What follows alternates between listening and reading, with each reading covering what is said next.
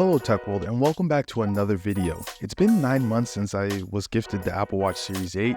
Seeing as I've spent quite an amount of time with this watch, I figured it was as good as any time for me to share my long-term review of this product. So today I'll be discussing in this video my experiences with this watch over the past few months and whether or not you should purchase this Apple Watch. There's a lot to discuss, so let's get into the video. Jumping right into things, the Apple Watch Series 8 was released in September of 2022. And since then, it's been my daily driver when it comes to watches. The watch came out in 4 colors: the midnight color, product red, silver, and starlight, which is the one I currently own. The watch came in 2 different sizes, screen sizes. We have the 41mm as well as the 45mm. I didn't have the option to choose the current size as, again, this was gifted to me. So I currently own the 41mm, which has been perfectly fine for me and my everyday use. I feel no need to upgrade to the larger display, seeing as I have thin wrist.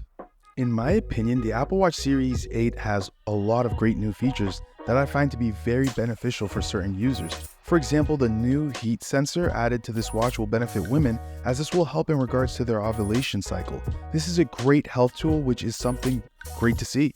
Apple also added a car crash detection, which in my opinion is amazing. This is something that hopefully you'll never have to rely on, but it's always great to have in case of an emergency. With all that being said, let's get into my experience with the Apple Watch Series 8 and what it is I use this watch for. The number one most used app that I use on the Apple Watch is the Workout Fitness app. This app is very important to me as I love to track how many calories I'm burning while working out. Not only that, but the watch also allows me the ability to compete with friends and family members, which is a great way of convincing me to go to the gym, as I'm someone who never likes to lose, so it really brings that competitive side out of me. Now, the Apple Watch that I currently own does not come with cellular, so unfortunately I am unable to use this watch without my iPhone, but it honestly isn't an issue for me. In all honesty, it's nice to have the ability to text and make phone calls with your Apple Watch, but it's not something that I prefer to do over my phone. No offense to the Apple Watch, but the speakers on the watch does not sound as good as the speaker on my phone, and the texting experience on the iPhone is just way more comfortable for me. I have texted off of my Apple Watch before, but I'd be lying if I said that I didn't make mistakes all the time due to the small screen. Let me know down in the comments if you're someone with the Apple Watch and whether or not you have the cellular or the non-cellular version. And what's your thought between the two options? I also do want to mention that the price of the Apple Watch does go up $100 if you do choose to purchase a watch that is cellular. Since we're on the topic of pricing, the Apple Watch Series 8 with the 41mm screen comes in at a retail price of $400. But if you look on Best Buy or Amazon, you can usually find it for cheaper.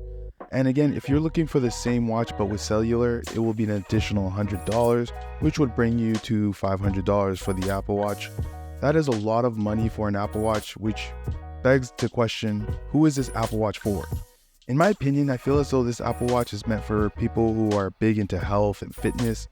Again, I was gifted this watch, but if I had to choose an Apple Watch, I'd probably go for the Apple Watch SE 2nd generation, as it's cheaper and it would allow me to still have the features that I use and care about.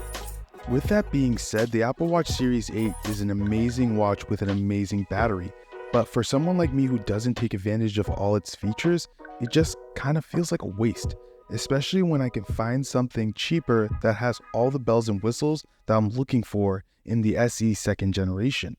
As always, Tech World, I hope you enjoyed the video, and I'll catch you guys on the next video.